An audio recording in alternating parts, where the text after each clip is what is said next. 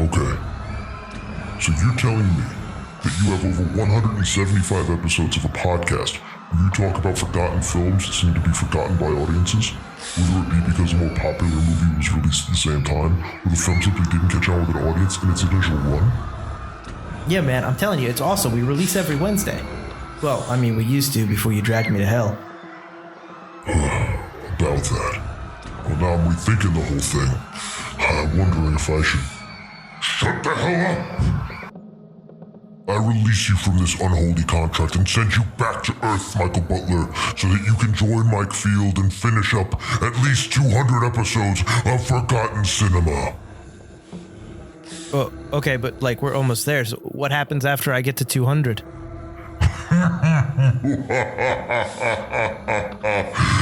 You'll see. What I wrote down. Yeah, man. I think it was one of the first horror movies I put on our list, and just watching it again, I was just like, I made a mistake. And Jesse Eisenberg's name popped up. Jesse Eisenberg? No! Who did you think played the brother? Makes out with Jimmy for no reason. Jimmy didn't earn that kiss. He did. Where we're going, you don't need us.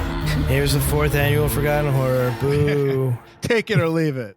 Hi, I'm Mike Butler. And I'm Mike Field. And you're now entering the house of the devil, the apartment of the damned, and the shanty town of lost souls. Welcome to the 4th annual Forgotten Horror. Each episode will discuss a film that was forgotten by audiences. Perhaps they were too busy running from the ghosts of murdered children. Maybe they were bitten by a strange creature and like to howl at the moon. Or maybe they're being terrorized by an ancient wooden fetish doll. We'll discuss what we love about the movie, or maybe don't love about it. But we'll always recommend you revisit it. If you're not getting sucked into an event horizon and ripping your skin from your face, we want to hear from you. We're on Instagram and Facebook. Find us. Or we'll find you. Our podcast is available on all platforms for your listening displeasure. What's going on? Oh, sorry, I interrupted you. Oh, that's all right. No, it's fine. Nothing. Just quick. Oh, go ahead. Tearing my eyeballs out. We're leaving. I love tearing out eyeballs. Who doesn't? You don't need where we're going. You don't need us. Oh my God. I wanted to make that the tagline. Like I redo the poster with that tagline. So just as fast as it began, it quickly ends. Another season of Forgotten Horror. Always here. does. Wasn't the first annual one like five episodes? It was like one of those years where the 5 weeks fell or on like the Wednesday. Yeah, fell on that month, but never since. It has never gone back. That's why every Forgotten Horror after that has seemed kind of shorter. It is. The 5th one did the first one, did obviously felt longer because it was 5 episodes. Plus it was our first one and we were kind of like, woo, jazz podcasting and all that stuff. Now we're just seasonal themed season. Yeah. Now we're just grizzled old men. Here's the 4th annual Forgotten Horror. Boo. Take it or leave it. All right. So we are doing, if you probably haven't guessed it already, we are doing I was just going to guess the year. It was the 1997 film Event Horizon. So let me give you that synopsis. When the Event Horizon, a spacecraft that vanished years earlier, suddenly reappears, a team is dispatched to investigate the ship. Accompanied by the Event Horizon's creator, William Ware, the crew of the Lewis and Clark, led by Captain Miller, begins to explore the seemingly abandoned vessel. However, it soon becomes evident that something sinister resides in its corridors and that the horrors that befell the Event Horizon's previous journey are still present. Ooh. Spookies. The Event Horizon is a runtime of 96 minutes. It's rated R. Production budget of $60 million. It came out on August 15th, 1997. And its opening weekend, it did $9.5 million.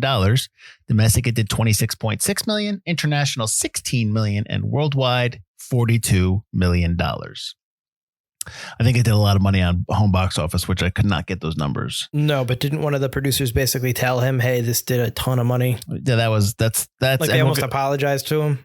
We'll get into all that stuff but that's why what we get into after is why, because of how successful it was. Production company was Paramount Pictures, Goler Productions, and Impact Pictures, and was distributed by Paramount Pictures. It came out on the 15th. It went up against Copland, which I saw in the theater, Steel, and The Full Monty. I did see Event Horizon in the theater as well. So that was a busy week, I guess, for me. I don't remember if I saw that in the theater or not, Event Horizon. Event Horizon? I know I saw it in the theater. I don't know. I want to say it was a Showcase Milford film. The 22nd of August, the week after, you had Mimic, Mr. Funny Shoes, Money Talks, G.I. Jane, Suck My Dick, Leave It to Beaver, and Masterminds. Obviously everyone remembers that line from G.I. Jane. And in a limited release that week, A Smile Like Yours and Pippi Longstocking. On August 8th, the week before, you had Conspiracy Theory, Free Willy 3, The Rescue, and How to Be a Player. Didn't they free Willy in the other two? Yeah, but like you got more Willies to free, man. Is it? It's the same Willy, right? It's the same orca? I don't think he's the same orca in Free Willy 3. What? They recast it? I think it's like, yeah, we'll use the same title, but now we're saving a different whale. I know Free Willy 2 is definitely the same whale. Free Willy 2 has the Michael Jackson song, right? No, Free Willy 1 has the Michael Jackson song. You mean Free Willy? Yes. No, they renamed it. It's no longer Free Willy. It's called Humpback Whale and the Freeing of Willy. That's a shot at Indiana Jones if I ever heard one. But I agree with that. I was going to say, I know you hate that they renamed him. It's not Indiana Jones and the Raiders of the Lost Ark. It's Raiders of the Lost Ark. You can't go back and rename films. All right. Directed by Paul W.S. Anderson, not to be confused with the other P.T. Anderson or Wes Anderson. He has done the 1995 movie Mortal Kombat, which we did on the show second season. Second season. He also has done Alien vs. Predator and the entirety of the Resident Evil movie series, I believe, right? He's done all of those ones with Milla Jovovich? Yeah, he's like your go-to bad video game movie guy. Mortal Kombat. Yep. We'll get into that. Resident Evil, then Monster Hunter. Mm-hmm. Well, he does everything with his wife. He's married to Jovovich. Yeah, well, I would put her in everything as well if I was the director. Hey, honey, you want to do this movie? All right. I did not remember he did Alien vs. Predator. I actually don't hate that movie. The first one? It's not a good movie, but it has a lot of really good unrealized ideas. Mm-hmm. Well, we'll get into it. Written by Philip Eisner, who's done Mutant Chronicles, Sweet Girl, and the TV movie Firestarter Rekindled from 2002. I don't know if it's a movie or a TV show. I think that was it. That was a Sci-Fi Channel TV show. Was it? That didn't last too long. Sci-fi. Yeah. Cinematography was Adrian Biddle, who's nominated for an Oscar for Thelma and Louise. He's also done Aliens and Reign of Fire, which is an episode we did. Composer was two composers, Orbital and Michael Kamen. Orbital is a band in, I think, the UK. Mm-hmm. They've done Pusher, and they recently did the TV show The Pentaverate, Mike Myers' show on Netflix, right? It's on Netflix. Yeah. The show that disappeared as quickly as it came. Yeah, I wanted to watch it, but I'm kind of thinking that maybe it's not, I shouldn't. It's not good or something. Kamen is nominated for 2 Oscars, one for Don Juan DeMarco and Robin Hood, Prince of Thieves. He's also done Open Range, which is a movie we did as well. Edited by Martin Hunter, who's done Full Metal Jacket, the 1996 movie The Arrival, the one where you look like a can of smashed assholes, according to Charlie Sheen. And he also did Underworld. And then produced by Jeremy Bolt, Lawrence Gordon, and Lloyd Levin. Bolt has done the Resident Evil series and movie Death Race. Gordon is nominated for an Oscar for Field of Dreams, and more recently he has produced Prey. And then Levin has done Boogie Nights and United 93. What's funny is that it's not a big cast, because I remember I was like, okay, we're watching Event Horizon. I always just like, I know everyone is, it's got a big cast, but that's it. Those are the only people in it. So it's not a big cast, not one of our bigger casted films. Right. Yeah. It's a very tight, it's like an alien film. It's a very small crew, goes to a desolate ship kind of a thing. Mm-hmm. So you had Laurence Fishburne as Captain Miller, who was nominated for an Oscar for What's Love Got to Do with It? He's also obviously in The Matrix and in the TV show Blackish. Sam Neill in The Matrix? Who does he play in The Matrix? He plays Neo. Sam Neill as Weir, who is in Jurassic Park, obviously, The Piano, Dead Calm, and he is Damien in The Final Conflict, which used to be called Omen 4, The Final Omen 3, or just Omen, The Final Conflict. But they changed that. Well, I guess you can change the titles of movies. Right, That's right. He's also in Peaky Blinders, he's awesome in Peaky Blinders. He's in the first season, though, right? First 2 seasons. I don't remember. See, it's been so long that I forgot that. I totally forgot that, but you're right. Interesting. Kathleen Quinlan as Peters. She's nominated for an Oscar for Apollo 13. She's also in The Doors, Breakdown, a movie we did, and American Graffiti, a movie we did for Forgotten February, I believe, for Forgotten Takeover. Yes. Right? Yeah. We did. Yeah. Pida Comics. Forgotten February. Yeah. Yeah. Jolie Richardson as Stark. She's in the TV show series Nip Tuck. She also is Red Sparrow and The Patriot. Richard T. Jones as Cooper from the TV show The Rookie, the movie Super 8, and Vantage Point. Jack Noseworthy as Justin, and I will forever know him from the TV show Dead at 21. That was on MTV because that was like one of their first scripted shows back in the 90s or late 80s. He is also in U571 and the movie Alive. Jason Isaacs as DJ. He's in Harry Potter and the Goblet of Fire, and moving forward, he's obviously Lucian Malfoy. He's also in The Patriot and The Death of Stalin. And then the only other credit here is Claire, is Holly Chant as Claire, which is Sam Neill's dead wife who keeps appearing to him. She's in The Crow City of Angels and the movie Other Voices. So, Butler, when was the last time you saw this? I've probably seen the movie 2 or 3 times way back when it was on TV more often. Mm-hmm. And I don't have cable, so I don't know how recently it was, but it's fresh in my mind that not too long ago, I had seen most of the ending on television. Saw it in the theater, but seen bits and pieces of it. I always remember, obviously, the "we're leaving" line because I think that's the line I said after they were watching the video. I'm like, why would you stay here? And he's like, we're leaving. I'm like, yes, leave the ship. But I will say this. I did not know a lot of the behind the scenes stuff. I did not know about the 130-minute cut. I had no idea about the bloody orgy that was cut out. And I'm like, thank God I haven't seen that because that doesn't sound pleasant at all. See, I knew there was cut stuff and I knew it was mostly because it was too violent. But when I was reading about the thing, I was like, I kind of want to see that. Like, it doesn't sound pleasant, but I think it would add to the horror in the film because I don't think it has a lot of it. Mm-hmm. Well, like, I think they cut down too much. Well, it sounds like a completely different film, that initial cut. The movie starts off on Weir in that space station, which I read took a third of their budget to create that shot, which is like a good shot. It's a nice shot, but it took a third of the budget. So that's the movie actually starts off with the crew, on a rescue mission, and you meet the crew. And that's kind of maybe where I want to start off here. Cause I don't want to just run through a list of everything that's not in the movie, but I do want to talk about one thing that struck me watching this film was I never got the sense of, like, I know that when I ask this question, who's the protagonist? You're going to say Miller. And I get that because he is, but he's not presented that way. And Miller is presented with the ensemble cast of everyone on the ship. But even then, they are not presented to us in any way because they're not the first group we see. They just kind of show up because Weir is stuck with them. So Weir kind of is set up as a protagonist, but he's not. Right. But I'm wondering if it had the same effect on you as it did on me, that I couldn't really get into the idea that Miller was the protagonist in this movie because I just wasn't conditioned in terms of how he was introduced and how it went and carried through to be like, to root for him, I guess, or to want his survival.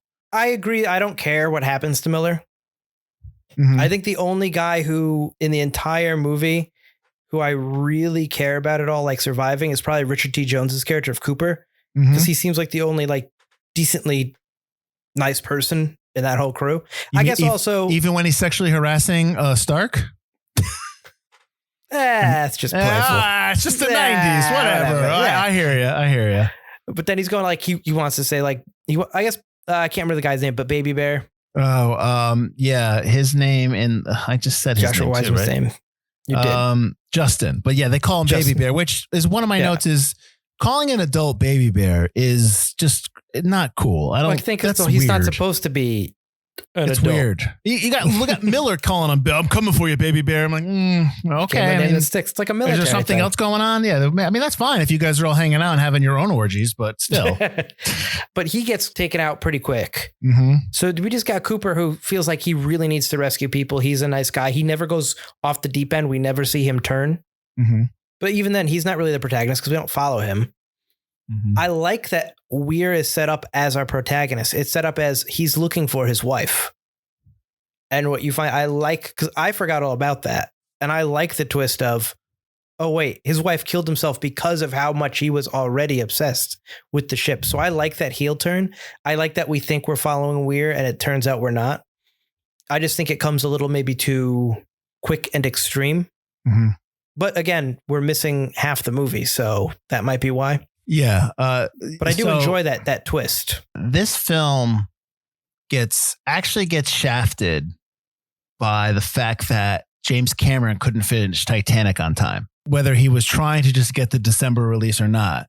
Right. Titanic was supposed to come out in the summer of 1997. And because he couldn't make that, they pushed it back to December. So then Paramount was like, we don't have a big film for the summer of 97. Anderson was going to do this movie. And they said, listen, we'll greenlight this film, but you have to get this movie done by August. You have 10 months to do it. No, it's ridiculous. Right. So, and it was like in your contract, like in the DGA contract, you're allowed, I believe, 10 weeks to edit your film for post-production. You're allowed 10 weeks by the contract. But he agreed to be like, no, that's fine. I'll waive it. He agreed to go to 6 weeks to edit this film, which I think ended up being 4 weeks because they had reshoots and went over time and dug into the editing. So he already off the bat kind of hampered himself, Anderson, hampered the movie's, ability to be the best it could be. But that's all stemming from Titanic and Cameron not being able to finish his movie on time, which I find fascinating how, you can sit here and make a case that, the Event Horizon that we see, which I'm not it's definitely got problems, but they're not, I can't sit here and be like, oh, like we usually talk about, like, I don't understand what the director's doing. I don't understand what they're doing. Right. I don't get, because it's basically hampered by the fact that another movie in Paramount's library couldn't get their shit together. Right. I mean, granted, Paramount's not crying because Titanic is a huge success, so it doesn't matter. Oh, absolutely. And Event Horizon went on to be a cult classic on home box office. But what did you think about all that? What did you think about the fact that it seemed to be like right off the bat, Event Horizon was doomed to start? I think it kind of sucks to get shafted like that. This is his third big movie after Mortal Kombat. And like, he shouldn't, it's kind of being backed into the corner. We'll make the movie, but you want to take less of a deal? Who's going to say no? And no one's going to say. I mean, exactly. Yeah. Okay. I'll get it done in 4 weeks, 2 weeks, whatever. The only problem with that is that he turned down X-Men. He turned down X-Files Fight the Future, and he turned down Alien Resurrection to do this film. And it's like, I mean, you turned down X-Men? I mean, that was a pretty big deal. Yeah, but we lucked out because the X-Men we got was probably far better. But and that's my other note about Paul W.S. Anderson is that I'm not the biggest fan of his aesthetics. I can't ever connect with his films. I think he relies too much on CGI than practical, and I think that affects, because a lot of the CGI in here with the floating bottles, it's not good. It's the very first shot. It's like, ooh, CG. Yeah. I mean, the ship looks great. The ship is at, when they come upon the Event Horizon. And it was built in 4 weeks to set?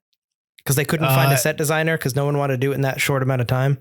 No, yes, I was talking about the outside, the actual spaceship. Oh, just the design of the models. Yeah. Yeah. I thought that looked fine. But when they did the floating bottled water and all that stuff, whatever the CG was combined with live action is when they couldn't do it. But they went with a smaller effects house because they wanted to save money. Again, but that's the thing. It's like, at some point you got to say, like, I'm sacrificing way too much for my movie. And it's like the water looked bad. The fake water was ugh. The coolant. Yeah. Yeah. I hated it. So I mean, at some point you're sacrificing all this stuff to get the movie done, and it makes you look bad. I think it makes you look bad. As a director, I would hate it. I would, if I had a movie that I constantly compromised and it didn't come out the way I wanted to, I would just be disgusted with it constantly. Oh, absolutely. Yeah. So I've never been really a huge Anderson fan. I've seen his movies or watched most of all of his movies. I just always feel like the CGI is always on the low end of quality. I don't know if you think that. Yeah, I'm not a huge fan of him. I mean, obviously, like Mortal Kombat, the movie, from a standpoint of I watched it when I was a kid, it's hokey. Yeah. It's got enough cheese that I think it skates by. Mm-hmm. But I think the Resident Evil series, although I like the first one, which didn't have as much CGI, completely went off the rails, and he cared about style and interesting storyboard sequences more than he did anything else. Mm-hmm. And the Monster Hunter movie is just really, really bad. I never saw that. Was it not good? It's bad. It's not something that would be easily done as a movie anyway. Mm-hmm. But I'm not a huge fan, but I do like Event Horizon. I just think that there's a better version out there. And it's amazing that it can skate by on what it does right because it does so much wrong, or there's just so much clearly missing. As I'm watching, like there's a whole section of IMDb on the goofs, and I'm like, yep. And then the trivia, they explain some of the goofs, and I'm like, yep, that makes sense. Mm-hmm. It's just Well, we can get into that, but actually, because we started off negative. Why don't you tell me what you liked about the film? Let's do some positives, so we're not just completely bashing this thing. Like I said, I do really like this film. I'm the one that put it on our list. I love, because I didn't even remember it. I love the weird twist that you think he's grieving his wife. He's going there to find his wife, who you think was on this expedition, and he's just keeping it a secret. And then you find out through the hell ship kind of torturing him that his wife committed suicide because of how obsessed he was with the Event Horizon itself. And the ship being this living entity just pushes him even further down that road. I thought that was phenomenal. I love the concept of a science fiction movie merging with basically theology and hell and stuff like that. I'm not religious at all, but I still find that like fascinating. And it reminds me of like Doom and that kind of stuff, which I've always grown up loving the Doom franchise. And they had the same kind of stuff, which I'm sure is where Paul Anderson is coming from, being a huge video game nerd. And the set design and the style is really, really good. And like you said, they mostly make good decisions in this movie. Oh, the actors, the characters? The characters. We're getting out of here. It doesn't take long for the spooky shit to happen. And they just go, all right, we out. Everyone's dead. We're gone. We're not staying here. Did you hear that message? It's bad. So they don't play into the tropes, which is nice. They don't go like in an alien movie. Ooh, did you hear that? It's like, you're in a hive. Get out. But so, yeah, I like a lot of that stuff. I'm reminded of the scene with Justin, Baby Bear, when he sees the gravity, the black hole, the gravity engine spinning, and it's like he gets closer to it, and then he sticks his hand into the void. It's like, what are you doing? But you don't get that backstory from the fact that like they wish they had to cut out, which the whole thing, like he was obsessed with the gravity drive, and he was obsessed with the idea of what it could do and how it opens up a singularity so that the ship can go through. So that makes sense when I read that. But when you're watching the movie, I'm just like, what are you doing? That was one of the things I really didn't like character-wise. That's why I didn't mind he was first, because he makes character decisions as the engineer that make no sense. Yeah. But yeah, that backstory would have made sense then. Oh, he's almost as obsessed with it as we are. Mm-hmm. And speaking of the gravity engine, one of the notes I had here that I was just, this baffled me. I think it was Peters or Stark. It was either, I don't know who, or maybe it was somebody else, but they're talking about the gravity.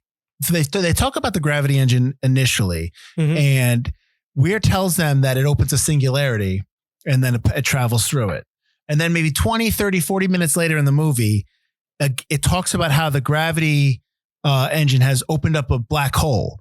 And someone's like, act surprised that you made a black hole. Yeah. And I'm like, he just told you 20 minutes ago that it's designed to create a singularity. That's a black hole. I don't get why they didn't understand that. Well, while I like their decisions that they make in the movie when the shit hits the wall, they're the dumbest bunch of astronauts I've ever met.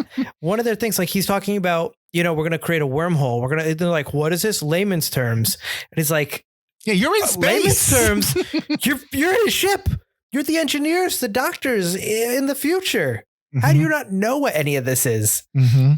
It's like if you put a bunch of garbage truck drivers in a spaceship and said, go to Neptune on a super secret mission. See, and we usually do this when we talk about space films. We usually compare it to The Expanse. But in The Expanse, like I believe that because you know what I mean? There's like, I can believe that because space travel is so prevalent and just where they are. I could believe people just don't know certain things because there's people that are just workers and put their head down and do the job. They tell me to go fix the spaceship. I go fix it, but they never set that up in this world. And you're right. These people are astronauts. These people are what we're to assume they're in some kind of, it's not a military organization, but it's an organization where you need to be trained on certain things. Absolutely. Yeah. You're right. You're absolutely right. And they're working. This is probably the most top secret project of all time in space that they're going to investigate. So these guys have to be pretty high ranking or pretty good at their jobs. I know that they make a point of that it's an international conglomerate. Like they're all from different countries. Right, yeah. So they make a point of that. But so clearly it's kind of some kind of Star Trek thing going on here where you have all these nations that come together to form this space exploration organization. It's like a more organized UN. Right. Yeah. So, I mean, you're right. So there should be some kind of, Knowledge. yeah. A black what? A hole? What is that? I only know black squares. What? And what you were talking about in terms of the themes and theology, a lot of the stuff is based on Hieronymus Bosch's paintings of the levels of hell. Right. And which reminds me of In the Mouth of Madness. And I couldn't help but feel like I was watching In the Mouth of Madness in space. And maybe it's because I think it's because we just watched it last year. But also Sam Neill's in this. But it felt very similar in those kind of thematic elements. And maybe it's just because Sam Neill's in it and we just watched it. The way the creepiness happens is also very similar. I know that Paul W.S. Anderson took a lot from Hellraiser. And Hellraiser itself is very much like a Lovecraftian kind of movie. Yeah. And Clive Barker was a consultant on the movie for a bit. Right. Who wrote the original Hellraiser. And I think he wrote the movie script. I'm not sure. I believe he did. And Clive Barker, I believe, did some other movies that were more Cthulhu myth kind of stuff. Oh, yeah. No, he's done Lord of Illusions. Yeah. So yeah, no. I think that's where it comes from. Like they're taking from the same base material, which is kind of Lovecraft in general. So I get what you're thinking. I thought the same thing, especially when he comes back all scarred, Sam Neill. And it's like when he has the marks all over his body. I was like, how he did like 2 spooky movies, like back to back. Yeah. And speaking of him and his makeup, explain to me, if you can explain to me other than just, it was probably cheaper to do this for plot reasons. Why does he sew his eyes shut? No one else needs to. Why are you showing your eyes shut? When did he have the time to show his eyes? Well, when he disembowels DJ, Jason Isaacs' character, and hangs him, and like that was awfully fast. Like he did that awfully quick. Oh yeah. Yep. So yeah, he had to do that and sew his eyes shut. He was all done sewing them up, stringing them up. DJ bled out completely because there's no blood dripping anymore before Miller was even able to run into the room. Yeah, I know. And did you read the note that he was supposed to still be alive? Miller was going to shoot him in the head. Yeah. So he's supposed to lift his head up and that makes a lot more sense, but they had to edit it out because it was too gross. Again, it's like, this is a rated R film. It's just talking about too gross, Butler. Let's talk about this orgy scene. Because I actually kind of want to see it, but yes. All right. So the video that they watch in the movie is only snippets of what they shot. They shot this on weekends. It was just it's like a week's worth of footage. Yeah. Yeah. Anderson and Bolt, the producer, went off and shot this on the weekend with amputees and porn stars, all in makeup, all in like this disgusting bloody makeup. And they're basically just having obviously an orgy. They're having very, very violent sex and rape, and they're eating each other. And it's just, I really don't want to describe it, but it's just disgusting, the stuff that they're doing. Now, let me ask you this. Did that remind you a little bit of how the Reavers go mad in Serenity at all? When you like even the clips, this is like an NC-17 of how the Reavers go mad. Right. But like even the clips they showed with like the barbed wires in the mouth, like that just reminded me, because we had just watched Serenity for the Pint of Comics podcast. It reminded me a lot of how the Reavers get made. Well, yes, but the Reavers are not going to the point where they're killing themselves. Like they stop. They eventually don't go to the point where they're just completely just go till they can't go anymore, and they're killing each other and they're dying. Do you know what I mean? Like there's some kind of semblance of self, except they're just in the Reavers, but in these people are clearly just possessed and insane, and it's really hardcore. It's really difficult to just, when I'm reading it, I'm just like, oh, I don't want to see that. I don't want to see that either. Some of the stuff they do show, but briefly, like the guy ripping his own guts through his mouth and stuff like that. Yeah, which I'm sitting there going, how are you doing that? Well, and clearly they're boosted with strength and stuff. If you look at weird, yeah, someone gets impaled from their head, the spike through their head. It comes out their mouth. You can briefly see people having sex in the shot, right? Yeah. But it's just not it's just gross. It is gross, but that's hell. I think that I get it. To raise the stakes, you need to see more of it. Mhm. And also, you talk about practical over CGI. It sounded like they did a lot of practical stuff there. Yeah, you're right. Absolutely. They shot those scenes. They just couldn't put them in. Like I had notes here where like they showed this to cast and crew members and they were like fainting. People were like, they had to walk out because they couldn't take it. And I also want to see like how extreme, like that's 1997. Like we're past the hostile stage and all that. Mm-hmm. Well, is it still too extreme when you watched it, or would it be considered like, all right, by comparison today? I mean, but see, here's the thing though, with today's horror, a lot of it is digital, like digital blood. Oh, sure. Yeah. So it probably would maybe be more, it'd probably be a little bit more visceral and maybe would gross people out because it's all practical. And the CG back then for blood is not great. Right. I mean, there's obviously just a huge improvement in digital blood effects now. I mean, you still can tell, but it's much, much better than it used to be. Oh, yeah. So if you had the blood that looked like the coolant in this movie, it would be terrible. I mean, you can't do John Wick on that kind of budget they do it on without all those digital headshots. Oh, yeah, not at all. You know what I mean? But they look good. And the movie's way it's cut, it's done well. But yeah, so there's tons of stuff. I think I told in this movie that was cut out. They cut out like a hints of a romance between Stark and Miller, which is that it had a backstory, which is a Joel Richardson okay character. with them kicking that out. Well, Stark's character was supposed to be a guy.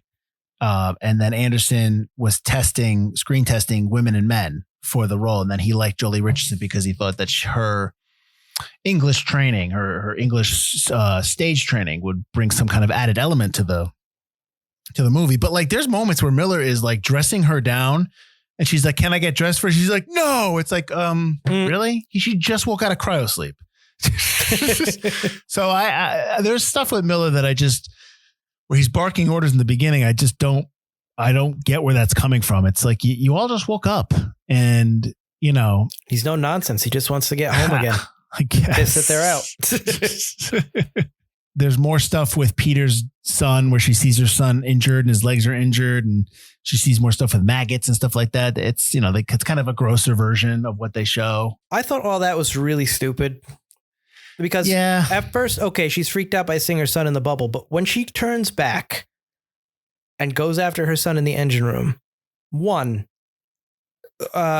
his face? Pertwee's character, Smith. Smith doesn't notice that she's not behind him.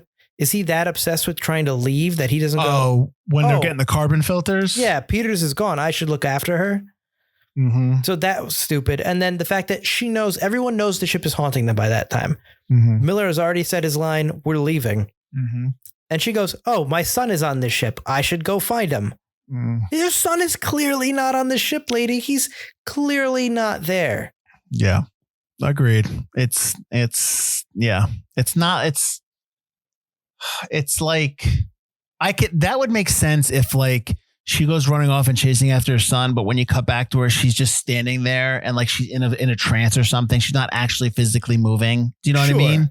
I get that, but because he's taking her over. But like the entity because it's not supposed to be the devil. It's supposed to be something older than the devil. That's like something that happens in the deleted scenes. They have or somebody has a conversation with the creature or the beast and says like, I'm older than the devil. And so that's what it's supposed to be. Or maybe that was an original script, whatever. But I forgot where I was going with that. with Peters and like taking over. Right. The entity never takes over any of the crew where they end up like the old crew. Like it's just, you know what I mean? They never get to that point. I felt it's because this entity has stowed away in this dimension, but they're not in that dimension. So the entity's either not as powerful or it's being in that dimension in general, like being in hell that causes that insanity. So they're being haunted by the entity, but they're not quite insane. They're not in hell. So it's not until you go into hell that you go crazy. But what's his face was pulled into that dimension. So I guess he witnesses all that. Which is why he goes crazy and just catatonic. Yeah. But none of the others did? None of the others were pulled in? Or maybe they did. They traveled and they... No, none of the others were pulled in. But if you touched, like the ship was giving them glimpses of what could happen. No. I meant the original crew. Oh, no. The original crew was pulled in. Okay. So they actually went through the whole... Okay, you're right. Because they didn't get that message till 7 years later. Right. You're right. I missed that. Okay. That makes a little bit more sense. Yeah. So the Event Horizon did travel, came back 7 years later. And the entity was probably like, ooh, let's try to find more friends or whatever. So that painting that I was talking about was I said it was from 16th century painters, Hieronymus Bosch, and then there's Pietre Bruegel, which I probably said the name wrong. I guess Anderson that saw those while touring art galleries, and that's kind of like where that came from in terms of the script itself. Like Eisner, did you read about how this movie was written? Did you read about how this came about? I guess he had a family tragedy, and to work through it, that's kind of the movie. He couldn't find a way to write again. He was at a writer's block. So to get out of his writer's block, he was like pitching The Shining in space. So a lot of like the trauma and how gross it is because of his mindset at the time. Yeah. His studio executive, who's his friend, basically, they were like, yes, let's do that. And then he helped him write the movie, helped him with the draft, like not help him write, but like got him going. Yeah, because he had such bad writer's block. Right. So I thought that was cool. Did you read about the test screenings? To people fainting and hating it. Yeah. Like he's like, Anderson's quoted as saying that they were, quote, disastrous. It didn't go well at all. This was the first time I'd walked into a room with 350 people. And in the end, they just didn't like it. Or some people liked it passionately, but not enough. So they had to recut, shorten it. The Paramount told them to cut 30 minutes of it. And all this cutting to obviously we get what we get the movie, the version that we get that we've just been talking about for about 40 minutes. Right. Supposedly, there are versions of the film out there. They don't look great in terms of not like out there for people to watch, but like in people's libraries and storages and whatnot. VHS copies of the original cut that are not good or sections of the original cut that are not good. And there's so one VHS copy that one of the producers has found.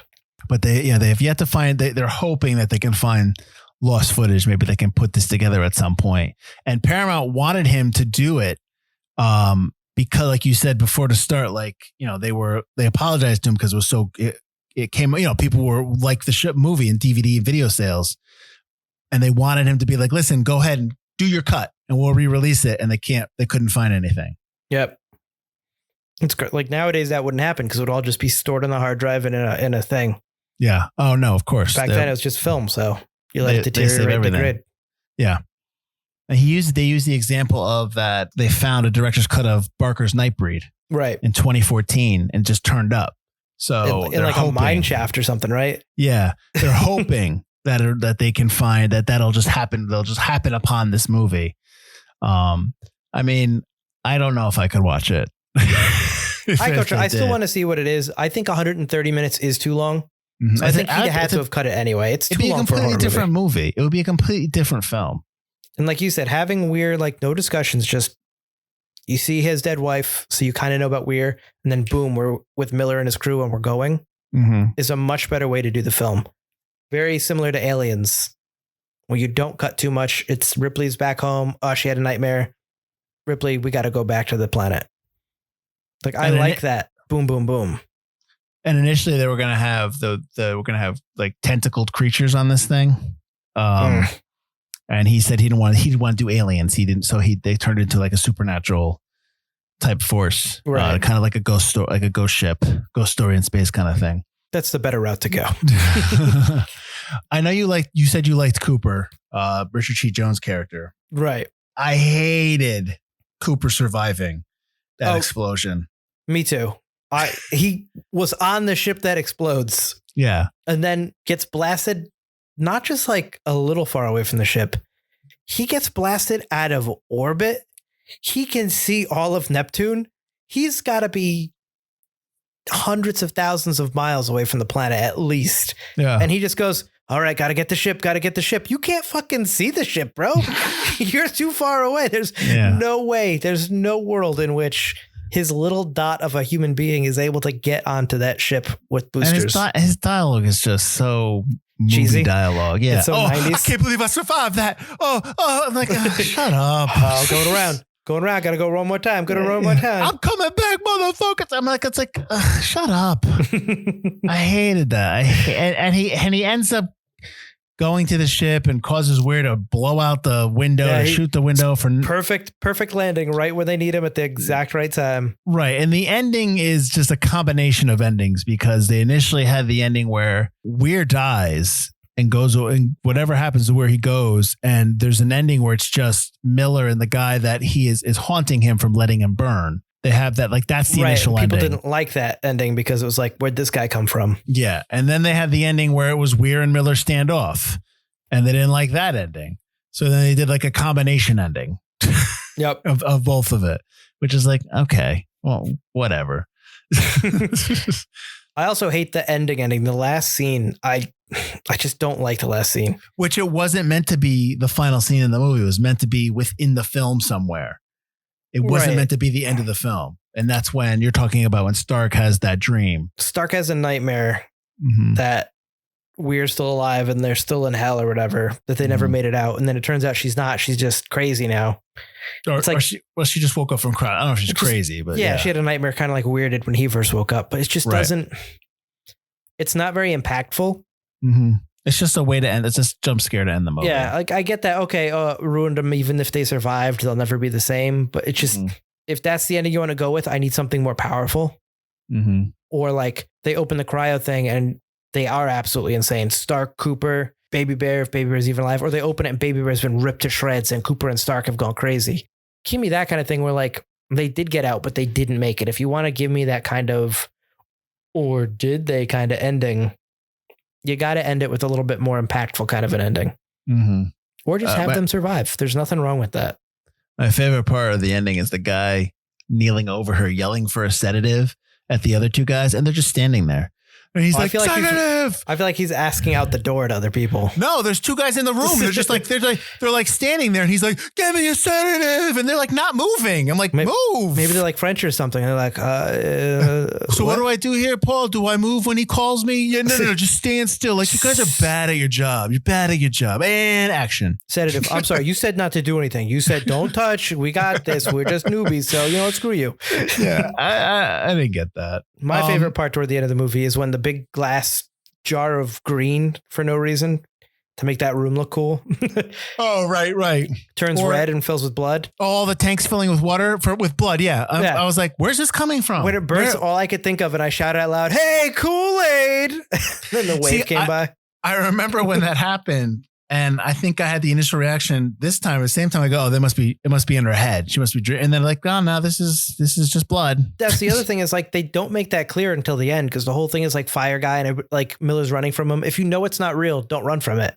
Yeah, but then clearly it does burn the door and a fire does happen. So the hallucinations are real.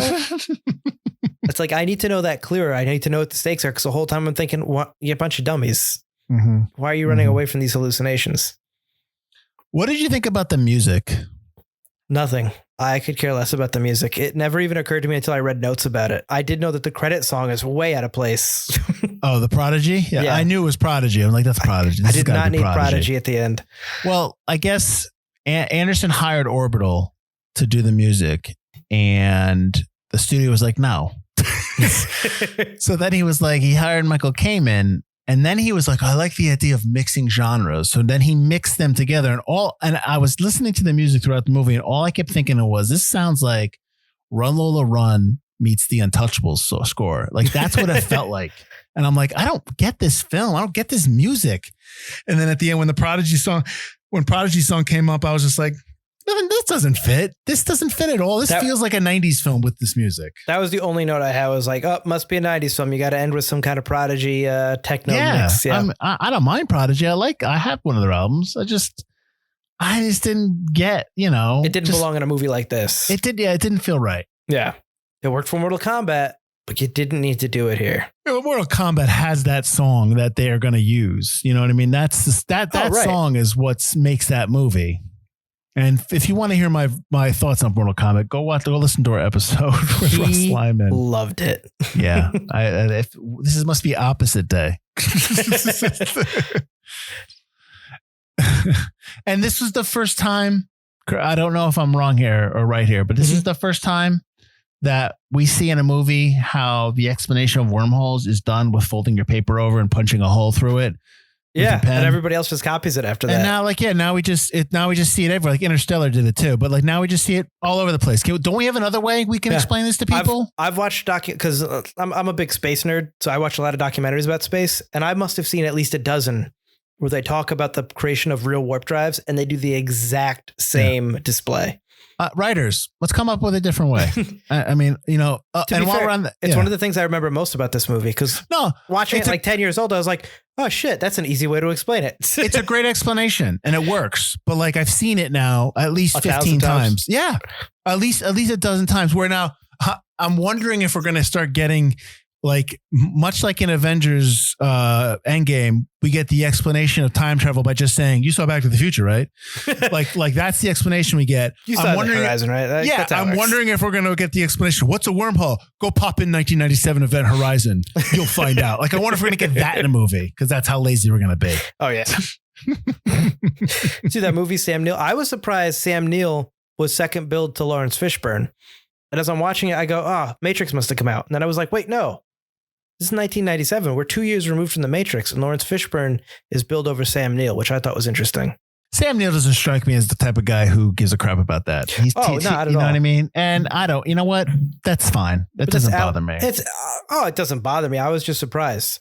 But also, it kind of gives away that Miller is kind of more the protagonist than Weir. Butler, I'm pretty sure that Fishburne was nominated for What's Love Got to Do with It came out before this movie. Oh, he was. So then that's probably why he's an Oscar nominee. That makes sense. That's probably why. There's a ton of Oscar nominees behind the scene for this movie. I mean, granted, Jurassic Park was a big hit in 1993, but I have heard more love for Jurassic Park now than I had back then. And I think that's because everyone that loved it as kids growing up are always talking about it. Like it was a great film in 93 and people liked it, but I hear more about how awesome it is now than I did how awesome it was back then. Maybe just don't have dinosaurs. What? I'm just saying. I'm not saying that's not a negative. I'm saying like you all grew up on it and now you're heralding it, much like, you know, I herald Indiana Jones movies and Star Wars and stuff like that. To bring it back, I'm saying in terms of Sam Neill's star. Sure, you might be right. And that's pretty much the only big thing. Right. The star of Jurassic Park isn't Alan Grant. It's the dinosaurs. Right. So, you know, Alan Grant's revered because when you have a piece of crap like Jurassic World Dominion that comes out, nobody cares about the new cast. They care about the older cast. Listen, we need someone to watch this third movie. We made a big stink with the second. What if we just bring back the rest of the cast? Do we really have to write it? No, we'll put it through an AI bot. He'll write the movie and put us at the old cast. Have you seen Fast and Furious franchise? Yes. Well, that's what we're going to do here. Okay. Vin Diesel didn't, he's busy filming Fast 10, so he couldn't be in it. We'll just cut that scene, but it's still in the same universe. Yeah. Don't worry. We'll just reuse shots. He's racing a Velociraptor in Fast 11. All those cars are digital. We'll just replace those with Raptors. Would you be interested in watching a television show based on this movie? No, but I know it's pretty much development. It is. It's not stalled or anything. It's happening, right? They haven't said no. Butler is talking about in 2019. They said that Paramount Television, Amazon Studios are developing a series that's kind of a sequel, right? Is it supposed to be of the story or kind of takes place in that universe after? Please hold. I actually think that they should just redo it as the series because there's so many. You have to. Missteps. It's been too long. But there's also so many missteps. Yeah. Just redo it all over again. I guess I would watch it. I don't know. I haven't even gotten up to watch that Lord of the Rings show. I like the Lord of the Rings show. That's fine. I'm watching. I'm kind of into the House of Dragon mode, so I don't know if I can get into the Rings of Power mode. I mean, maybe I will. I'd have to see the trailer. It's going to be done by Adam Wingard, who's done You're Next. So he's executive producing it, possibly directing it. Who knows? It's definitely. I'll tell you what. It's definitely worthy of doing over again because of we just sat here and talked about how it's kind of short shafted. Right. It got screwed and it didn't get to do what it needed to do. He had a short time editing. But then after that first test screening, he had to re-edit again. Yeah. He did it once. Left with 4 weeks to re-edit a movie a second time. Yeah. Paramount was just hell-bent on getting a big film out. And I think they thought it was going to be an action film. But getting this film out there in the summer to have a big summer film And it's not a summer film. Oh no, this is, I mean, we could talk about this when we talk about why it's forgotten, but this is definitely more of honestly, it's probably more of an early spring film. Yeah. I don't even think, maybe fall, but I would not put it in the holiday season. No. Fall maybe toward Halloween, but I think the Halloween crowd, they're looking for more down to earth stuff. Mm-hmm. Like I don't think like aliens and stuff really works for the October season. Agreed. I also don't think it works as a TV. What's up? No, go ahead. Go for it. I don't think it works as a TV show. Like I'm interested, but I think it works better as a movie. How do you do 8 episodes of them, raping each other and eating their own guts? No, I don't think they'll. I mean, I won't allude to that. It'd have to be very different to make it a TV show. But I think it works as a contained, short, well-written movie. What was the series that what's his face did? Speaking of Game of Thrones, the writer that was a science fiction film. It was a limited series. It was about ghosts in space. Night Flyers, was that what it was called? I think Night Flyers is George R. R. Martin. So that's kind of what that is a little, right? And that was a limited series. So maybe if this was a limited series, I can see them doing it. If you're talking like it's like a 5-season series, 10 episodes a season, I mean, they're going to have to build character development. So it's going to have to be something that it can't just be if you're talking about what is in the Event Horizon film, there's probably got to be more to whatever, the crew after or before, whatever. So, I think you get crazy with the mythology at that point. Yeah, if it's more than just one season, all of a sudden now there's a heaven dimension and it's fighting the hell dimension. All of a sudden now you're Doom, the game, and it just goes off the rails. Yeah. Or you'll have to get really big with it.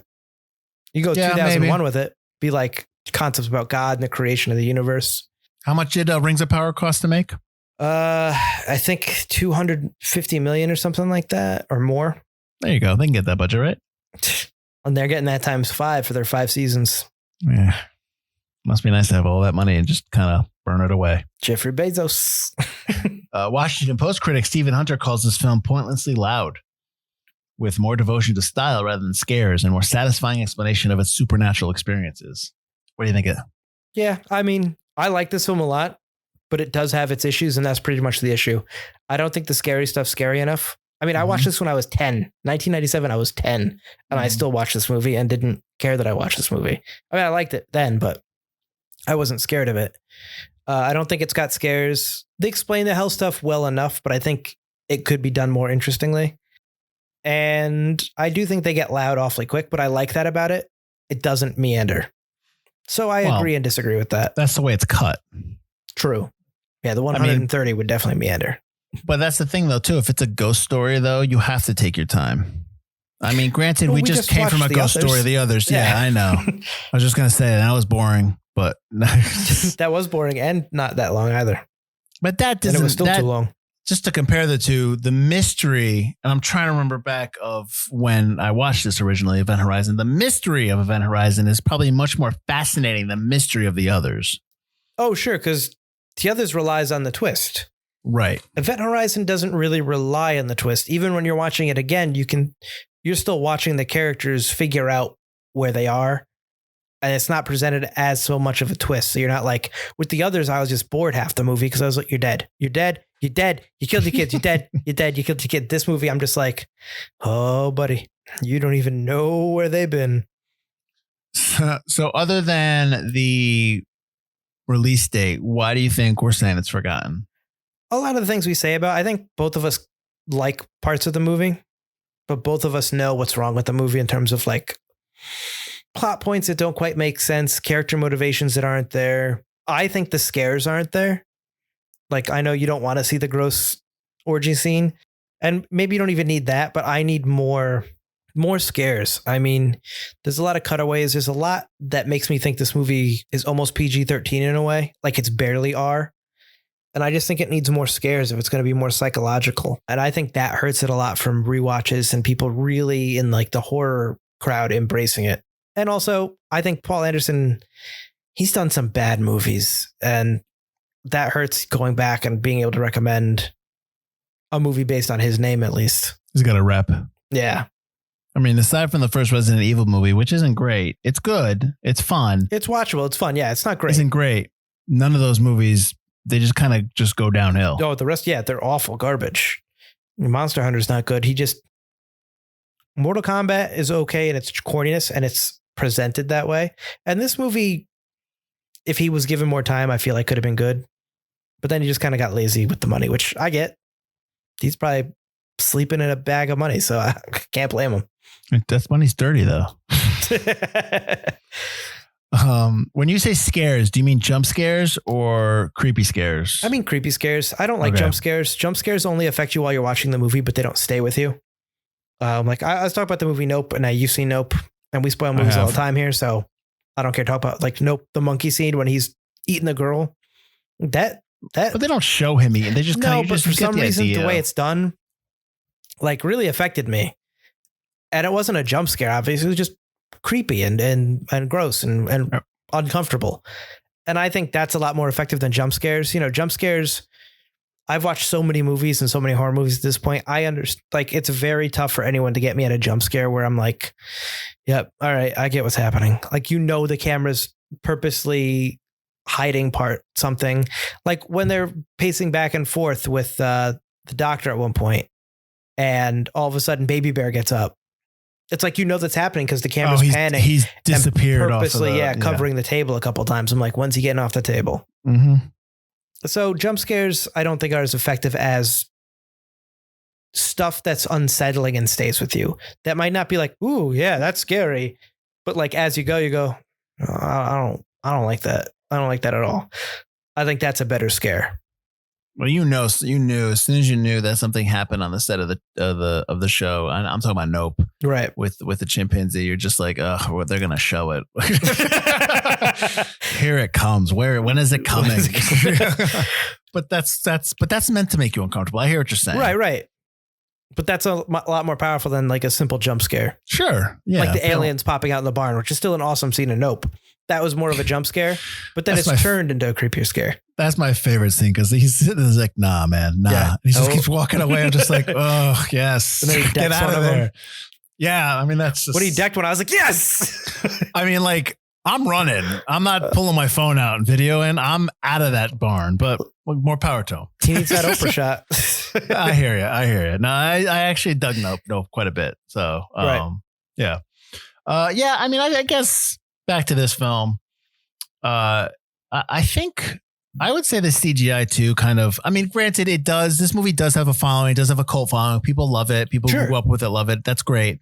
But we always talk about on the show in terms of movies that the next generation. I had somebody tell me the other day, like, that doesn't make any sense. The next generation, they don't know about films. They know about films. They know about these movies growing up. It's like, no, they don't.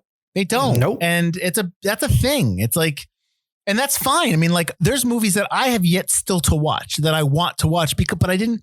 I mean, like, movies from the early 80s that I've completely forgotten about that I'm like, oh, I can't believe I want to watch that. I forgot about that. I both never watched 48 Hours until just recently. When we did it. Yeah. And see, that's the thing. Like, when we're so young, we don't realize it.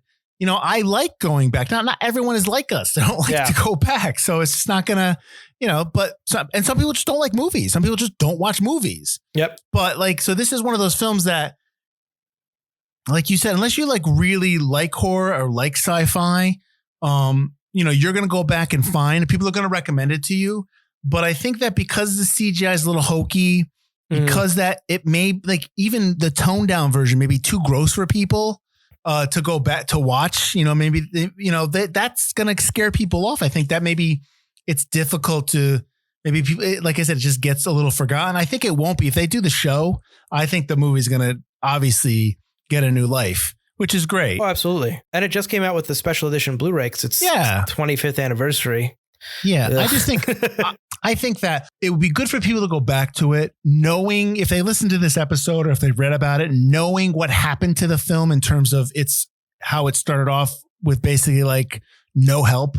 Right. You know, knowing what Titanic did to this film, what Paramount did to this film. If you kind of go back and watch it with not so much of a discerning eye where you're just kind of like, this is ridiculous, but understanding they didn't have the time to do what they wanted to do, I think that would probably make their viewing a little bit more favorable of the film, because you can't really, we talk about on the show, like sometimes you can place the blame at the feet of the people that are making the film, but sometimes you just can't. It's executives, bad decision making. It's the business that affected Event Horizon in terms of what it could have been. Right. Now, no one's to say that 130-minute movie or whatever they cut, whatever the edit would have been better than what we have. But it'd be nice to get that so that we could actually get Anderson's vision of what he wanted the film to be. Sure. So I'm hoping that if people go back to this film, they're not so critical of it, understanding that they had two hands tied behind their back when they made this film. Yeah, it's tough when we poked a lot of holes, but a lot of the holes could be explained when you read about it. And 100%. the stuff that's good is it's still watchable. There's still stuff that's decent in there. Everything that we talked about that we thought didn't work is we can directly and indirectly result of the lack of time and the lack of but the amount of interference that this movie had to go through.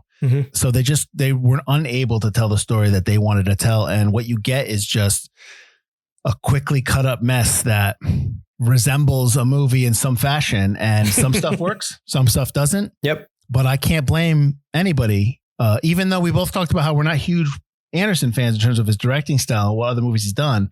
I can't put Event Horizon in that list because that's not on him. Exactly. Yeah. If you watch Resident Evil and Monster Hunter and even Mortal Kombat and you're like, that's Paul W.S., I'd be like, watch Event Horizon, because it's not perfect, but this is a completely different director kind of than. Yeah. That's a good point. I almost want to watch Shopping, I guess, was his first movie he did. Yeah. I've never seen it, but I don't know much about it, but I kind of want to see that, to see like a director that I don't really enjoy. That's what Jude Law. It's got a couple of people. Yeah. It's they rob grocery stores by ramming the car into the front. They drive the car right into the front of the store, and then they rob it. That's kind of the basis of what they're doing. But yes. All right. I still want to see it. Like that's what got him jobs. So if like you watch it, go, oh man, he's not, like, something about him got him in there. Mm-hmm. No, yeah, I think you might be right. I think maybe Event Horizon might be as close to the type of film that he wanted to make. Sure. I mean, maybe everything else is just kind of like pay for play kind of thing. Like, yeah, you're going to pay me money to do Resident Evil? Sure, I'll do it. You're going to want me to do another movie? You're going to throw money at me? Sure, I'll do it. That's probably because like Resident Evil 1 is way different than 2 and, up to 30. I don't know how many freaking movies they made of Resident Evil. I 9, I think. Mm-hmm. But even 1, which isn't perfect, has a different style than the other ones. So it might just be like up the ante, up the ante, up the ante, up the ante, up the ante. And it's just like so focus grouped out that it's barely a movie anymore, kind of like Fast and Furious. Mm-hmm. So that might be a possible reason. Okay. That makes sense. Awesome. Hey, where can they find us? You can find us at ForgottenEntertainment.com or ForgottenCinemaPodcast.com. We are part of the Forgotten Entertainment family, so while you're there, check out all the other great podcasts, video series, all that good stuff that we have for you there. You can also find us on all the podcast platforms, like Field said, or I said at the beginning. Like, rate, review, subscribe, all that stuff helps our channel grow. And join us on the lobby on Facebook. Forgotten Cinema's the lobby. It's where we talk about films. Let us know how much you love the Resident Evil franchise or what you think of Event Horizon. I know that our friends at Pint Comics did this movie earlier this year or last year, not long ago. The Pint? The Pint. Yep, that's right. They changed their name. The Pint. I'm interested to see what they have to say and stuff like that. So let us know what you think of it. So you're going to go back and listen to that episode. And join us next week as season 14 ends, because obviously the last episode of Forgotten Horror is episode 13 of that season, and we do 13 episode seasons here. Season 15 begins next week. We're going to be doing a movie from 1988 starring James Caan and Mandy Patinkin. We're doing sci-fi again, but sci-fi action this time. The movie called Alien Nation, the movie that spawned a TV series that spawned 5 TV movies that James Caan was not in after, and Mandy Patinkin had no connection to whatsoever, but they did to this film, Alien Nation. That's what we're doing next week. Until then, everyone, have a great week. I am Mike Field. I'm Mike Butler. And this has been Forgotten Cinema. Wait! Forgotten Horror. Happy Halloween. Keep it spooky, y'all. We haven't done that in a while.